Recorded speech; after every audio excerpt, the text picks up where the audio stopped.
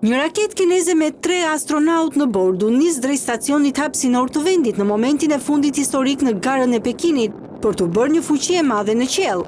Pekini ka investuar miliarda dollar në programin e tij hapësinor në vitet e fundit, në një përpjekje për të arritur atë që presidenti Xi Jinping e përshkruan si ëndrrën hapësinore të popullit kinez. Ekonomia e dytë më e madhe në botë ka plane të guximshme për të dërguar një mision me ekuipazh në hënë deri në fund të degatës dhe përfundimisht për të ndërtuar një bazë në sipërfaqen e hënës.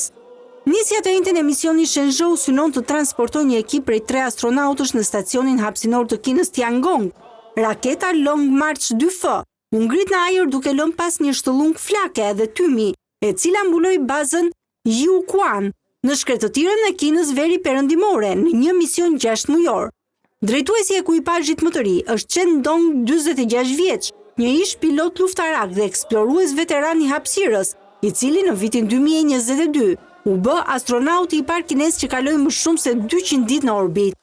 2 anëtarët e tjerë të ekuipazhit, ish piloti forcave ajrore, Chen Zhongrui, dhe ish inxhinieri i teknologjisë hapësinore, Wang Yi, janë në fluturimin e tyre të parë në hapësirë. Qindra njerëz u mblodhën pranë bazës hapësinore disa orë përpara nisjes së misionit. 3 astronautët që janë aktualisht në bordin e stacionit Tiangong është planifikuar të kthehen në tokë në 29 prill. Kina është përjashtuar nga stacioni ndërkombëtar hapësinor që nga viti 2011, kur Shtetet e Bashkuara e ndaluan NASA të bashkëpunonte me Pekinin, që atëherë ajo ka ndërtuar stacionin e saj dhe ka kërkuar të përfshijë vende të tjera në programin e saj hapësinor.